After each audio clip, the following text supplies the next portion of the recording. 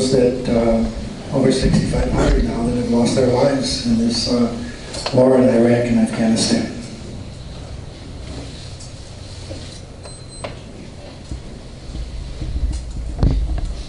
So Lord, we thank Thee for this breakfast that Senator Valerie has provided, and we're remembering all those that have lost their lives during these battles.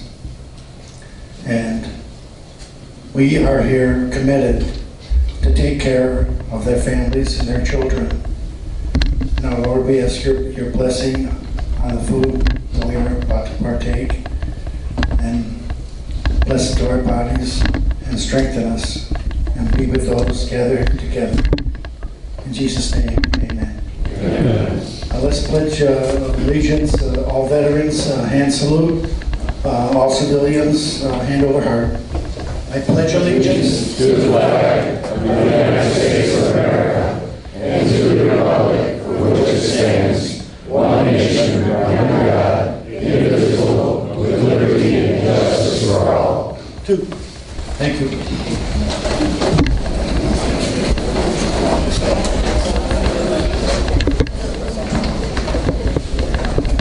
Well, again, thank you very much for being here today. This is my honor to be able to host this with my friend Senator McGuire, who is walking around. You know, he's probably sitting down amongst someone here, but this is quite an honor for us. I'm excited for you to hear our keynote speaker, but just to get to take care of some business first. First and foremost, I want to thank our Plainfield American Legions for allowing us to use this beautiful facility and hosting us today. So thank you to my friends at the Plainfield American Legion. Also to Meyer, and I believe Lena's here from Meyer Foods. There we go. They have been so generous as to donate the cost of your meal today. So thank you very much.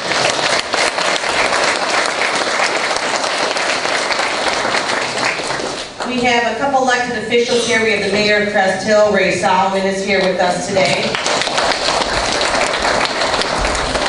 We have our County Executive, Larry Walsh, who's going to come up in a couple of minutes. And we also have a candidate here who's running for the 14th Congressional District, a Vietnam vet, Jesse Mansions, right here.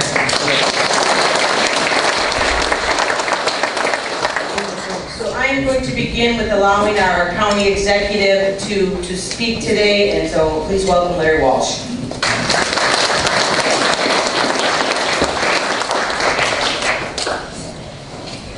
Well, thank you very much, Senator. It's always great to be with our veterans. What a great group. Congratulations to Senator McGuire and Senator Bertino Tarrant for putting on this wonderful program, and all the participants. Thank Myers very much. A lot of issues for our veterans out there. Number one, I want to announce that the VAC that has currently been at Will County VAC, that has been at the corner of Scott and Clinton Street, we are going to be moving our headquarters to 2400 Glenwood Avenue, probably we hope before the end of this calendar year.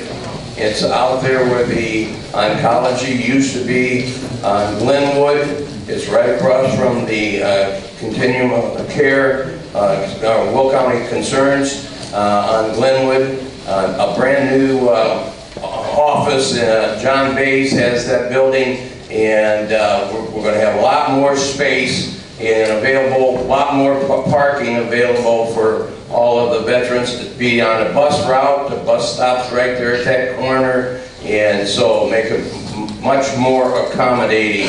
And Workforce Services is going to also move there within the next couple of months, and so you've got a one-stop shop if you need to work with our Workforce Services. The most important thing I want to talk about today is I have one of our employees, a great employee that works for Rhonda Novak in the Supervisor of Assessments Office, Barb.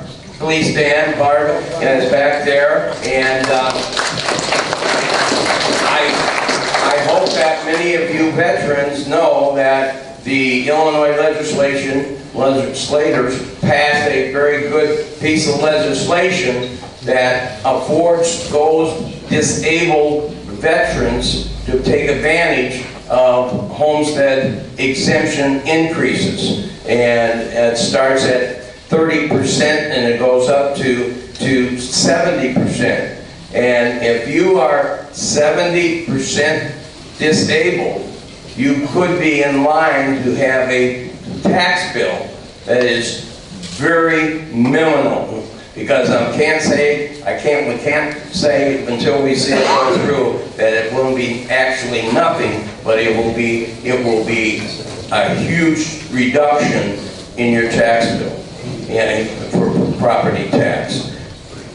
The issue needs to be that if you want to take advantage of that issue, you need to sign up in the Supervisor of Assessment's office by December 1st, right, Barb? Preferably by the end of the year. By the end of the year, in order to take advantage of it. And so we sent out a flyer through the mail to over 1,800 veterans that we had on a list. And Barb has been holding forums at the local BFWs and American Legions. She's got one this afternoon in Peatone and one at the American Legion 1080 on Friday, right? What time, Barb? Friday is 1 to 3 on Friday. 1 to 3 on Friday at the American Legion. So, if you are disabled, this is definitely designed to help you. But you do need to sign up, and preferably by the end of the year. So, with that, a lot of things. Christy Nichols has been doing a great job as our executive director of the VAC and continues to work with us. So, we want to make sure we can get everything we can possibly do for our veterans through this legislation. So, be on the lookout and and if you need any information, call the office at downtown Joliet in 740-4648. That's 815-740-4648. And or go to www.willcountysoa.com and get the information. But we definitely want you to take advantage of what you have coming. Thank you. Have a great forum this morning.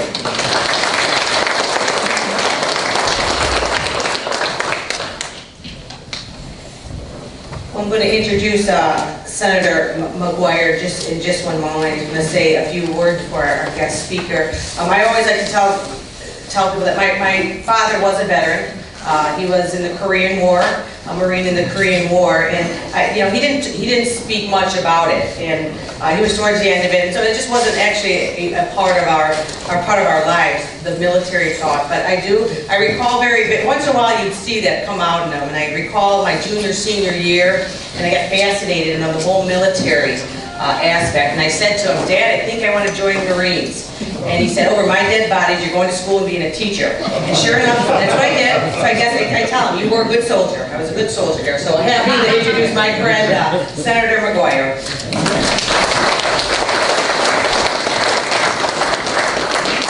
Thank you very much. I'm Pat McGuire, also the son of a Marine who served during Korea.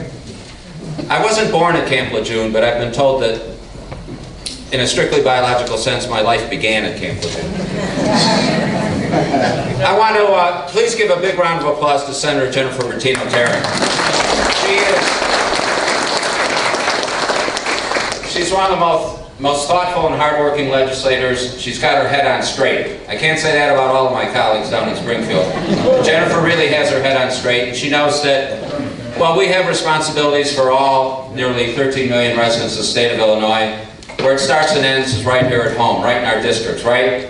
So Jennifer and I serve in neighboring districts. Basically, if you live east of Weber Road, east of Weber, I represent you. If you live west of Weber Road in Will County, Jennifer represents you. And I want to emphasize the word serve. The only reason that we're able to serve down in Springfield and here in our districts is because you have served. And I mean this. If not for you, if not for your bravery, if not for your sacrifice, if not for your dedication, we wouldn't have elections. We wouldn't have our democratic system of government, right? We'd be ruled by some totalitarian ruler, right? I mean, our system of government has been attacked by Nazis, by fascists, by radical Islamists, by communists, and the reason we still have our free, representative, democratic form of government in the United States is thanks to you men and women. So thank you very much.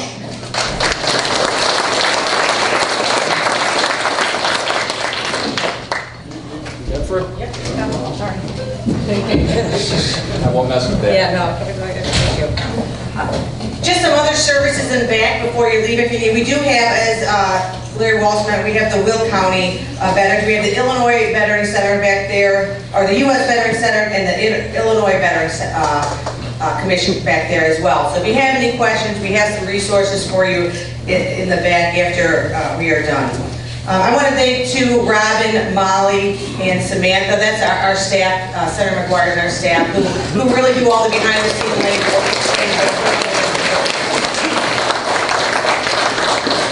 You hate to miss people, so I am trying to make sure I don't. So if I do, I do apologize. Somebody once told me that you always seem to miss the most important person.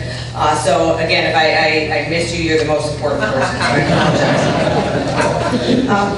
I am eager and happy to introduce Lynn Lowder. I met Lynn it's been about a year now. He's here with his lovely wife Sandy.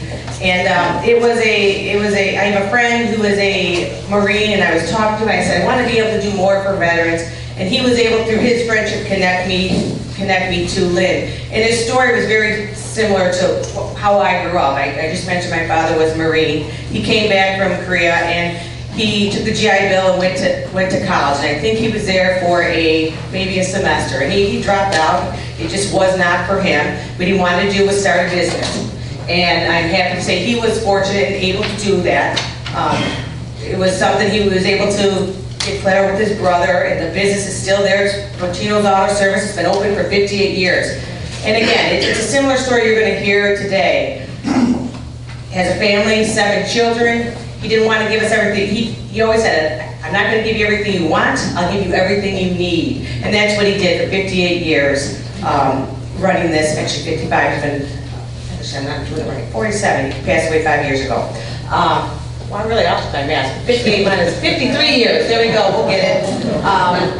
Before he passed away. The business is still running. So when Lynn told me his story, what his initiative is, very near and dear to me. Because again, it wasn't, he wanted a grand life, he wanted a simple life. He wanted to start a business, he wanted to make enough so his kids could go to college, be able to take care of his wife to be taken care of after he passed away. He was able to succeed with that because of his dream. And Lynn is going to tell the story of how he wants that for other veterans who come out of the service, and maybe it's not the college life for, and who want to start their dreams. And he has been diligently trying to fight for this from the national level all the way to the state level. So I'm going to give you Lynn's bio because it needs to be heard. Lynn has a broad-ranging, diverse background that includes business leadership and management, law and military, a former trial attorney and law firm executive. He has held leadership positions in several companies. Lynn is a dedicated advocate on veterans issues to include VA educational health care benefits, PTSD, veteran employment, small business and veterans advocacy initiatives. A past director of military and veteran services at a public university, he was responsible for the ongoing support of all active duty military and military veteran students. Under his leadership, emphasizing education, mental wellness, and job placement, the University of Central Missouri was recognized as a leading veteran supportive university by the Missouri National Guard Missouri Veterans Commission. Voluntarily enlisting in the U.S. Marine Corps, Lynn went on to serve as an infantry officer and later as a JAG officer. A decorated combat veteran, a Silver Star recipient, he served as a team leader with the 1st Force Reconnaissance Company Special Operations in South Vietnam. His combat experience is profiled in 3 books. His post-Marine Corps civilian accomplishments are profiled in the book Above and Beyond, Former Marines Conquer the Civilian World. And Lynn is the author, a career life coach, a keynote speaker, past board member of for-profit and non-profit entities, and most importantly, he is an inspiration to me and a true friend. So welcome, Lynn.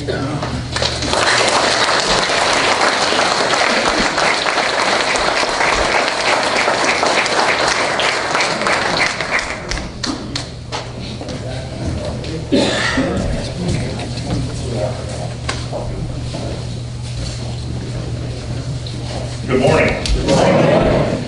Okay, Jennifer told me I was limited to 90 minutes this morning, so I will do that to you. It's an honor to be here. I know I'm the lunch friends. Thank each and every one of you who have taken the oath of enlistment. I'm going to talk about that a little bit here today. People in this room, veterans, stood up and made a serious, solemn commitment. I want to talk about what solemn means. I want to thank the family members, wives, and husbands, and the supporters of our veterans here. All of you that are in public service, I want to thank in particular Senator Bertino Tarrant and Senator McGuire for the opportunity to come here today. We're kind of all products of our background. I'm a downstate Illinois guy, moving around in small towns growing up. By the time I got out of high school, I succeeded in graduating. I was the top guy in the bottom half of my class. Salt, Illinois, high school, down in Lowder County. I had run away from home 3 times, and I was a young man. I needed a role model, as they say these days. I needed a male role model, somebody who could show me how a man was supposed to live his life. Preferably by what he did as opposed to what he said. And I had a little bit of football talent, not a lot. I got up here to Northern Illinois, and I played football there for Northern. They just had a 50th reunion of the 65 team I played on. You know you're getting old. It's a 50th reunion. I gotta tell you guys, about 25 my teammates showed up. Sandy actually was a cheerleader at Northern, that's how I met her. My time at Northern, I'll tell you about this too, the way God works. Well, my time at Northern had nothing to do with academics, because I sure wasn't interested in that. I'm sorry, Senator. It was more about football, for sure. But the main thing that I was there to do was to meet Sandy. The first time I met her, and then not long after that, her mom and dad came out, and then she invited me to go to their home. They lived in Riverside, Illinois. And with my background in the family, I felt like I was in a movie or something. I mean, this beautiful community. Here's 5 kids around a dinner table. There's food on the table. There's a collie dog, I'm not kidding. A dad who works, an intact family, and I certainly loved Sandy, and I certainly loved being a part of that family. It was so significant and important to me. So Sandy is the best thing that ever happened to me. And then probably the next best thing I would say would be my experience as a Marine. And I want to talk about that a little bit. There was something I was going to say, Sandy. How much you love me.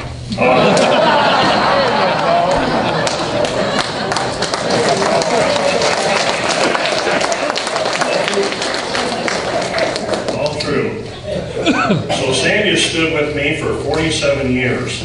You know, there's 2 principal oaths I think I have taken. The first one was really the Marine Corps oath of enlistment. I want to get to that, because Sandy married me when I was on my way to Vietnam. I was a young Lance Corporal, a Marine over here, I think. You know, she believed in me that much. And then we got married a little bit before I went over there. And, you know, you make these commitments sometimes. And a lot of times we're young and we say things and we say we're going to do thus and so. And the one about marriage, right, is till death do us part and all the rest of that. And that lady there, and she has stood by me when a lot of other people certainly would not, probably shouldn't have. And she is a lady of great character. It's been more of an example to me about character than frankly anyone I've ever met. So I've learned a lot from her. We have 3 great kids, all gone on and graduated from college, and not a single one of them ran away from home. So we took that oath, and it said, till death do us part. And we're knocking on the door 70 years of age this December. I'm one day older. We made it this far, and I think we're not going to quit. We're going to go on ahead, all right? So we saw that through. But we live in a country right now, right, where the divorce rates, reported divorce rates, about 50%, right? So we got people that are saying things, but, you know, later on down the road, for whatever reason, I'm not putting blame on anybody here, but it doesn't work out. Now, so that's a pretty significant oath, and it's very important to the fabric of our country. Because I'll tell you, one thing we need in this country is stability, and one thing we need in this country is young men and women, kids growing up in stable homes, in my opinion. That's another topic for another time. But I want to stop here for a moment now, and I want to talk about the military. I want to talk about oath of enlistment. I want to read something to you all out there and see if you remember this, all right? I do solemnly swear that I will support and defend the Constitution of the United States against all enemies, foreign and domestic, that I will bear true faith and allegiance to the same, that I will obey the orders of the President of the United States and the orders of the officers appointed over me, according to regulations and the Uniform Code of Military Justice, so help me God. Y'all remember that? Okay. And so, people in our military, you all, people long before us took that oath, and part of that responsibility is the unsaid notion that in some cases, this can be to the point of forfeiting your life. We take that oath. We're going to stand in the gap, and we're going to defend this country against all enemies, foreign and domestic. Now, the thing that I wanted to talk to you about a little bit here was that word solemn, you know? It says, I do solemnly swear. I guess you could swear casually, you know, but we say solemnly. I looked up solemn. Listen to this. Dignified, serious, grave, somber, wholehearted, honest, and genuine. It's an honest oath. And we have had veterans down through decades that have stood and delivered on that oath so that this country could be free.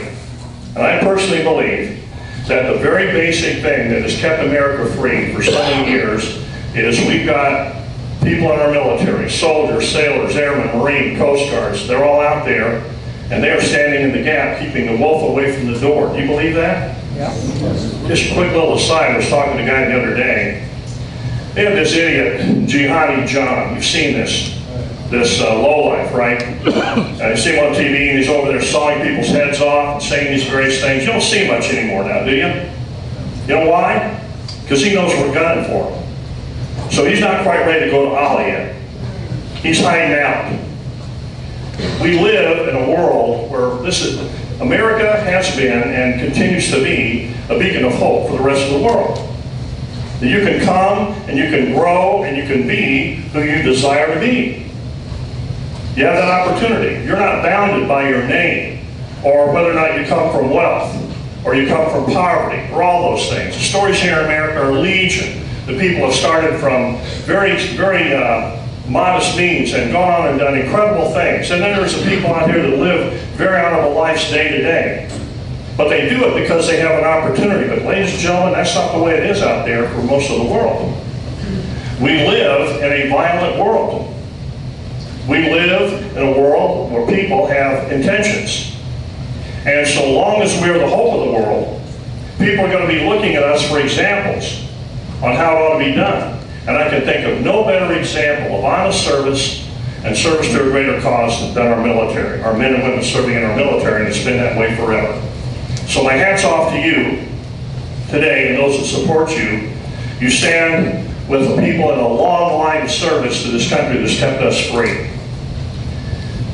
About, I guess it's been a year and a half ago, I had an opportunity to stand up an organization called One Vet at a Time. One Vet at a Time is a 501c4 organization. Me and about 4 other people are involved in this. And we put this organization together to encourage legitimate veteran employment and entrepreneurial opportunities, small business opportunities for veterans. This organization really arose out of my experience in 2 arenas. I was a Spec Ops team leader in Vietnam. We, First Force Recon, we had six-man teams. We operated out near the Laotian border. We were out there to turn the tables on them and bring the war to their backyard. So these were all volunteers. These are serious players. Force Recon is the Marine Corps equivalent of Navy SEALs. You hear about them, you hear about SF, Special Forces, that type of thing. But for the Marine Corps, it's Recon. Now that year defined me. I always wanted to be just one of those guys. In football, I played defensive safety. I wanted to be on the kickoff team too. I wanted to be the guy delivering the hit, not the guy receiving the hit. You know what I'm saying? I wanted to be out there, let's take it to them at a time and place of our choosing instead of sitting here waiting for it to come. It's just kind of the way I'm tweaked. That year taught me an awful lot. I'm still in touch with my team members. These are great young guys, great men now, we're not so young anymore. We've been through a lot that life has to offer, marriage, kids, all the rest of it. But we were tight, we were a team, and I learned a lot. And I'll tell you what I learned, the one principal thing I learned that all of these things out here in society that people say divide us up, like you got hair and I'm bald, or you came from wealth and I came from poverty, or my skin's white and your skin's black, or this and that, you're from Texas, I'm from Idaho. You know what happens in combat when the first round shot at you? That means nothing. Zero. Nothing. Our military forever has been an organization that shows that we can take people from all backgrounds and experiences, put them together, mix match them up, and we can go out on the battlefield and kick anybody's hind end out there that needs to be kicked. We do that. We do that. And now we got the DNA to prove it. There's no difference. We're all made of the same stuff. I saw that in action in Vietnam. It stuck with me and it tweaked me forever. And by the way, the father figure that I needed so desperately in life came in the person of my senior drill instructor, Gunnery Sergeant Bell, at Marine Corps Recruit Depot in 1967. This is the first man that grabbed a hold of me and called me out to accountability and stretched me mentally and physically and didn't take anything other than my best. And he became my father figure. And for 15 years, the Marine Corps brought me back, starting in about 1998, to each new class of soon-to-be graduating drill instructors at drill instructor school in San Diego to tell my story. And my story that I would tell them was, listen, here's the deal. You're here as a drill instructor to mold these recruits from raw recruits to Marines, and you're going to teach them essential military subjects. You're going to teach them how to drill. You're going to get them out on the rifle range. You're going to teach them all that stuff. But let me tell you what you're going to be doing. It goes way beyond that. I would tell these, and these are the cream of the crop of the Marine Corps non-commissioned officers. These are sharp, very sharp men. I started speaking there in 1998, and basically nobody had combat experience. By the time, 15 years later, people in those classes would have multiple combat tours. These guys were something else. They were outstanding. I would tell them that here's the deal. I would tell them my story. I would tell them about what my drill instructor did to me, for me, and I changed my life. He made me believe, first of all, that maybe I wasn't a loser after all. That if somebody like him could think that somebody like me could be something, well, maybe I could. That's what moms and dads are supposed to do, is to give a child hope in a sense that they can accomplish things. That doesn't always happen in homes, sadly. And in the military, for years and decades, we've been in the process of rebuilding and retooling young men and now women as to their capability. And so I said to them, here's the deal, guys, here's the deal. By the time these young men come to you, by the time they come to you in boot camp, they've had enough of life's worst. They've had enough of it. They need to see a man stand and deliver. They need to see an example of how a man's supposed to behave. So that down the road, years from now, there'll be an old guy standing up here talking about you, I would tell them. And that you were the difference. Any of you all have been through boot camp here, remember your drill instructors. Remember the impact they had, am I right? And I told him about Gunnery Sergeant Bell. He made me go to an interview at OCS. I didn't want to be an officer. I knew that there were some out there, but I wanted to go to combat. I wanted to go to Vietnam. I wanted to be stretched. I wanted to be a Marine. I wanted to do all those things. He was having none of that. He saw something in me or things in me I didn't see in myself. And so he called me out, and he pushed me, and he molded me, and he made all that happen. He is my father, Gunnery Sergeant Bell, and I'm very proud to say he's African American. I love that. I love that. We got that right, and we need to get that right. That's another issue for another time. But let me tell you, I love that part because it's what's inside, not what is on the outside that matters. Another very important lesson I learned in Vietnam, and I learned it in boot camp, and I learned it early on. So we stepped across that line. I became a Marine. I stayed a Marine for 16 years, 10 in the infantry, 6 in law. Got out, got into business, did a few things, and then not long ago had a chance to go out to the University of Central Missouri and help them stand up a veterans program. Now this is the part I want to reach out to you about. And I saw these young men and women struggling to find their lane in life. Many of them had seen multiple combat tours. And you know, in this war here, this is this total force integration. Less than 0.5 of 1% of the American population even served. And you know, we said no more Vietnams. Remember that thing years ago? You guys know how long we've been in the fight now? Anybody have any idea by years? Somebody tell me something. 14 years. We've been sending people downrange. The 10th Mountain Division of the Army was downrange a year or so ago, and they were young. There were soldiers in that unit that were on their 7th combat tour. 7. They went into theater with therapy dogs and therapists. We have stretched these people, stretched our military, to a level that's been unknown. We're in uncharted territory here. On top of that, now our military is downsizing, but our spec ops capability, which I'm from, they're upsizing. You know why? Because we are going to be in a counterterrorism mode for decades after everybody in this room is gone. That is the new battlefield. It's going to be here. It's here now. And it's going to go on and on and on. So, no matter what you hear out in Washington, D.C., ladies and gentlemen, we are at war and we are in a fight. No mistaking it. We are in a fight. Our military needs our backing. They need our support. And then let's talk about what happens when our people come out of the military. They take this solemn oath, right? They say solemnly they're going to support and defend. Now what happens when they come back? I had a friend of mine who told me I should read a book called The Wages of War. I read it. He said, if you're going to be out talking about what's happening with the military veterans, you need some historical perspective. So I read this book. It picks up with our veterans post-Revolutionary War and stops a few years after Vietnam. All I can tell you is I had never read things like I was reading about the way our veterans were treated right after the Revolutionary War. Let me just give you a couple examples. There was no national currency. So these people, a lot of them weren't eating well, and they sure were paid. So we scraped together some state script, Jersey script, New York script, this type of script, paper money, gave it to them, said, thanks a lot. These guys went home, that money wouldn't spend. There was a lot of unemployment. There was homelessness. These were tinsmiths, coppersmiths, blacksmiths, people tradesmen of that era could not get jobs. You know why they couldn't get jobs? People were leery of them. You know why? Because they'd taken lives. That's why. Is this sounding familiar?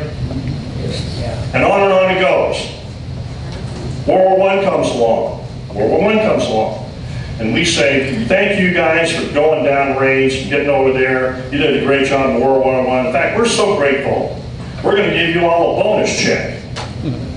15 years later, when the Depression is at the front end, and these soldiers and these veterans are broke, about 10,000 of them show up in Washington, D.C. and peacefully assemble. Now you can go on YouTube, you can see the videos. Many of them had a white shirt and ties, and they were peaceful. And what they were asking for was, would you please deliver on that promise you made 15 years ago, because they could really use the help. And so basically we said, well, would you take payment in the form of tanks and soldiers with fixed bayonets and gas masks, and we ran them out of town?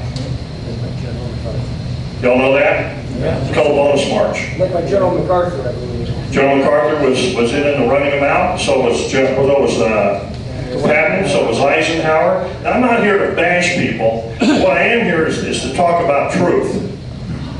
And if you go on through to the Korean War, World War II, I believe would be the high water mark of how we have treated veterans when they brought back. And I think the reason we did that mainly was because we had people from the higher aspects of our socioeconomic structure were involved. More people were involved. So it got more attention and more things happened. Then Korea came along. Vietnam was the low water mark as part of my generation. And now we have what's going on now. What is going on now? Here it is. Got 1 million veterans unemployed. Got another 1 million coming off active duty here in the next 4 years. We have 22 suicides every single day. And really the figure's more like 36. Now, I want to talk about that notion for just a moment. I gave a speech in Naperville, Illinois a few weeks ago, and I knew this couple was going to be there. And I've given some opinions on suicide in the past. I'm not a mental health practitioner, but I knew this couple was going to be there, and I went ahead and spoke what was on my mind. And after the speech, Andy Weiss and his wife Julianne came up to me and they gave me a card. This card, y'all want to see it, come over afterwards, I'll show it to you. Andy Weiss says, First Lieutenant Danny's dad. There's this fine looking Ranger right there on this card. Hard to see from there, but I'll show it to you.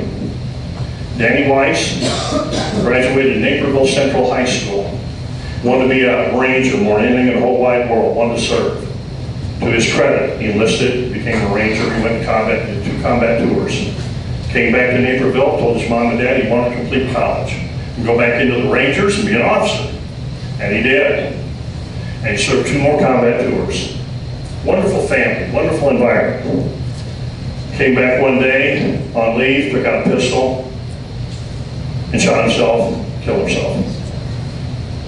What a terrible tragedy. Now here's what's going on. Because so few people serve now in our military, it's easy for them to become anonymous. It's easy for them to fall into the cracks. And if you can't get a job, if you can't feed yourself, if you can't feed your family, the world gets pretty dark. And you take all that combined with one other critical factor, and that's no fear of death. And so they take what is, in their mind, a very logical decision. And I'm not saying it's the right way to go, but I understand it completely. If you're in pain, there's different things you can do. You can drink it away, maybe you can take drugs, do all sorts of craziness, or maybe you can just stop it altogether. And so that's kind of what's going on. Now, all this leading to one vet at a time. So what did I learn? What did I see? When I was in combat, where we were operating, ladies and gentlemen, there was nobody else but us. If somebody went down, if somebody needed help, that answer was the length of your arm. You better reach out, you better do something about it. So you did. You were your brother's keeper. What I saw at Central Missouri with these young men and women who couldn't get jobs in the main. So the reason they showed up there, and the reason a lot of them are in college today, is because they have a good GI Bill, which will give them, pay their rent, pay their food, and they can kind of catch their breath and figure out what they're going to do. Many of them want to be in the business. Do y'all know how many veterans post-World War II, the surviving veterans post-World War II, the 9 years following World War II, do you know how many veterans went into business for themselves, small business? 49%. 49. Almost half. And you saw what happened to this economy in that era. Now, I'm not saying it's the same economy then, but what I do know is America needs a small business rebirth and resurgence. This country, for us to do what we need to do for ourselves and what we try to do for other countries and places around the world, I'm not taking sides on any issue, but I'm saying This economic engine, which is America, needs to hum and needs to work. And the foundation for the American economy has always been small business. Always. It's the fastest way to employ people. It's the fastest way to get money flowing. It's the fastest way to offer opportunity. And if our veterans need a shot and they want to do that, they deserve the shot to do that. In that era, there was an option for veterans that doesn't exist today. Today, 6%. For all these people going down range, including National Guard and Reserve and all this, so many of these young men and women are so capable, so sharp, so focused. We all know what we came out with when we came out of the military, right? You had people skills, you had discipline, you had focus, you knew teamwork, all those things. We got that in abundance. But when these young people go in, especially the junior enlisted personnel, Lance Corporal right here, they didn't have anything going in, they got nothing going out. What do they have? Big hearts, they have work ethic, they've got all those things. In that era, there was an option that doesn't exist now. Let me tell you what exists now. What exists now when these people serve, and they take that solemn oath, and they serve, and they come out, our active duty people say, okay, ladies and gentlemen, there are 3 roads you can go. 3 doors open to you. Door number 1, get a degree, get a job. They'll pay for that. Door number 2, get a trade, get a job. Well, we're not going to pay for all that. We're going to pay about 45% of that. And then you could be in business for yourself. We got nothing for you. Nothing for you. So let me get this straight, I said to this guy. So everybody else, they've earned this benefit, which by the way, today, nationally equates to about $170,000 in total benefit over 4 years. So if they go to college, they can cash in on all that if they need it. If they go into a trade, you guys know there are a lot of trade jobs that need to be filled. We'll only take care of about 45%, and you all want to get in business, well, we got nothing for you. Something seems terribly wrong to me about that. Terribly wrong. Terribly unfair. Almost discriminatory from a legal perspective. So, after my experience at Central Missouri and talking to these young men and women, I have many of them would come to me and they would want to be in business, they would want to start a trade, they would want to do different things, but let me tell you also what worked in helping them get to a focus in life, and it's that notion, what I told you about in special ops. So if somebody went down, you reached out, you took action yourself. What helped these young men and women that I was dealing with at Central Missouri was human connectivity, one at a time. I was leaving my office at Central Missouri one day, I had to go to a meeting. Gary Perzanich, who was a professor there, came in and said, I got some time, I want to help out, what can I do? I was flying out the door, I said, Gary, see that guy over there in the red ball cap? Can you take him down for a cup of coffee and try and come alongside him and help him? The guy was struggling. Gary did that. He befriended him, treated him like a son, counseled with him, worked with him, helped him find his way, and helped him get hooked up for a job. It's a one-on-one proposition. That's how we come alongside these young men. And so I want to stop here for a minute. There's so much skill and wisdom and experience out here in this crowd. I'm knocking on the door 70. I'm not done. I'm not done at all. And I know you all are in that same boat. I tell people, if you want to help, find a veteran. They're out there. Find them. Come alongside them. Treat them like a son or a daughter. Help them find their way, befriend them, don't quit on them, and help them get a job or an opportunity. Stick with them. That's what happened in World War II, you know, the good war. People came home from that war, you know, we had more intact families, I'll grant you, neighborhoods more intact, but people weren't waiting around for some type of a federal program. They had jobs lined up for them. There was individual accountability. We're not in that same mode right now, but we need to be. And the people here in this room, you get it and you understand it. So I'd like to encourage you to do that. It's incredibly rewarding, and they'll listen to you. You know why? Because you've been there and done that. You've got credibility. They'll listen to you. So there's a real role for you in this mentoring capacity out there with our veterans. Now, so what I saw at UCM and what I knew from special ops was a one vet at a time proposition. So when I got back here from Central Missouri, I got involved in a company called Toot Toot Train Whistle Grill. We put a veteran in business. It was on Fox News. veteran over in a restaurant in Glenelg, Illinois, Sean Gary, had survived 5 IED strikes. He had TBI, PTSD, a screwed up shoulder, screwed up hips, a screwed up knee, and he couldn't get a decent job interview. And a guy from Wounded Warrior Project brought him to us and said, we understand you're trying to help veterans get into business. Would you talk to him? And me and my partner did. And he was sharp. And he was motivated. His dad had been a general contractor when he was a kid.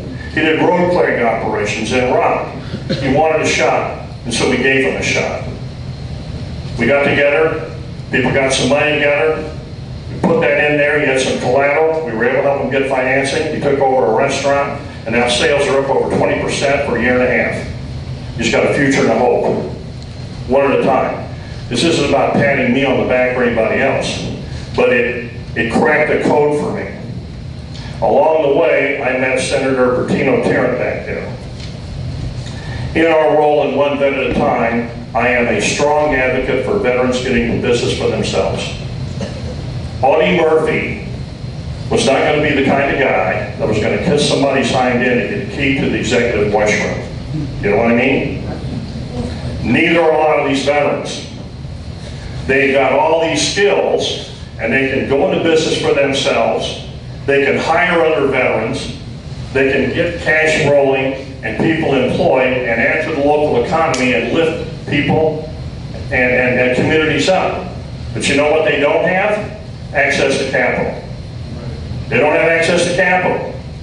So when we learned about that VA benefit, me and some other people, we've been out to Washington, D.C., we've been knocking on doors out there saying, why don't you modify that GI Bill so that if a young man or woman wants to go into business for themselves, they can borrow against that. 49% of this current generation of veterans do not use the GI Bill. Of the 51% that do, 25% of them complete the degree. Now, I'm not against college education, but college is not for everybody, right? And if these young men and women want that chance, from where I sit, they should have that chance. But we got to a senator named Moran from Kansas.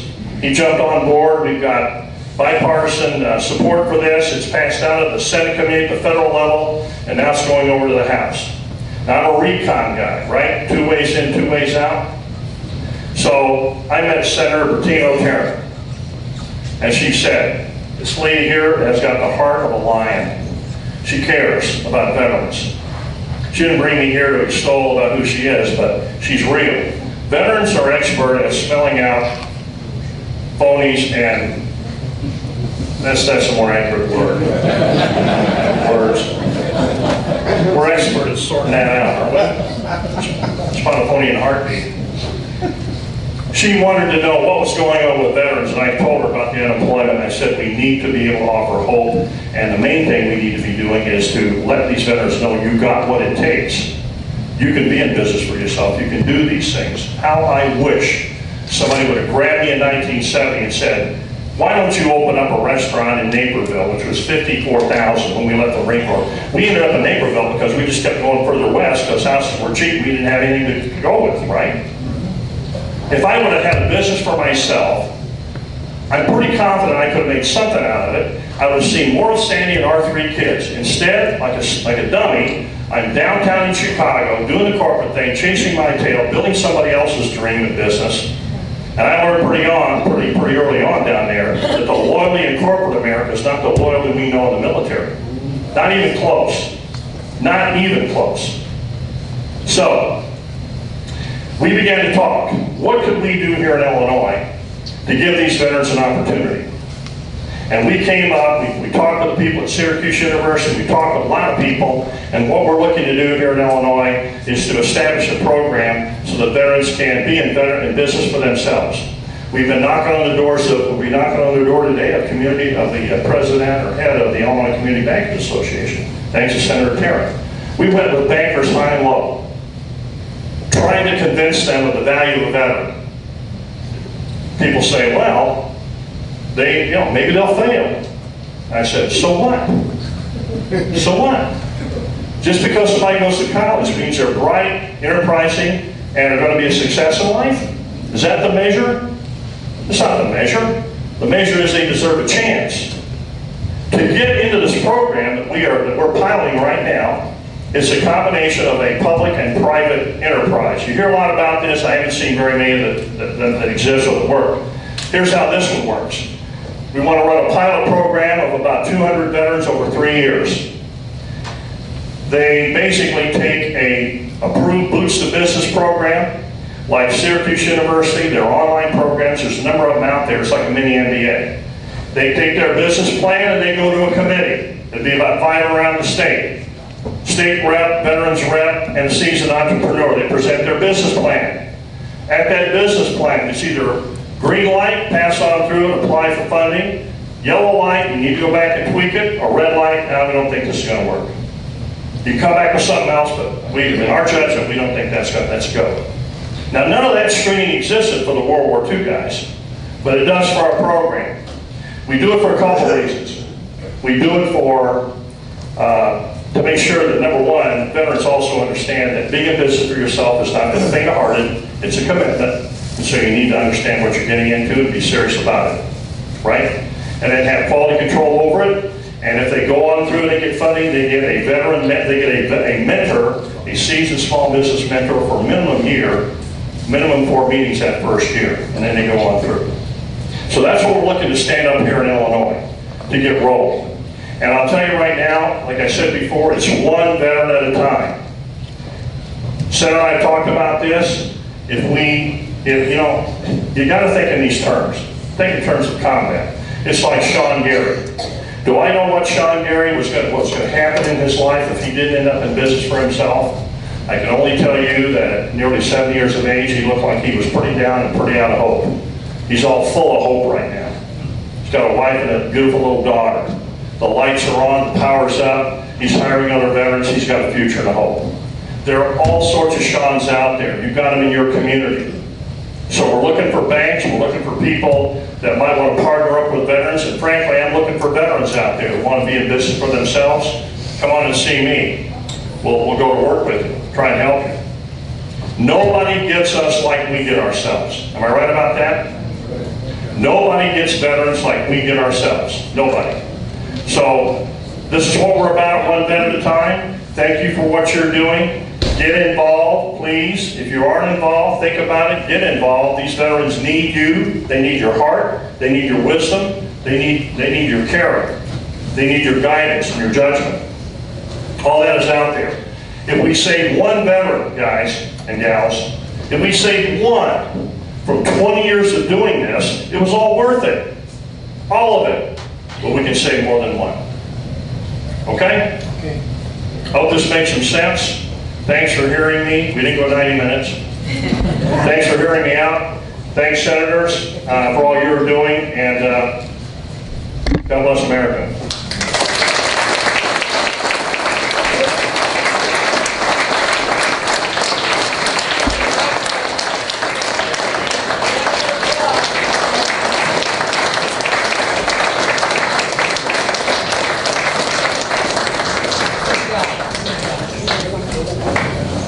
Well, you can easily see why Lynn means so much to me. Very inspirational. The work he's doing is unbelievable. So while he gives me accolades, it's really me who has benefited from his friendship. So thank you very much for everything that you have done for our community, for our state, for our country. I am very grateful on behalf of Senator McGuire and myself. We are very grateful that you took the time to do this. This is an honor for us, and don't forget that we appreciate what you have done. We appreciate your sacrifices. So thank you for taking the time to be here with us today. And again, thank you, Lynn Lowder, for your service to your country and our community.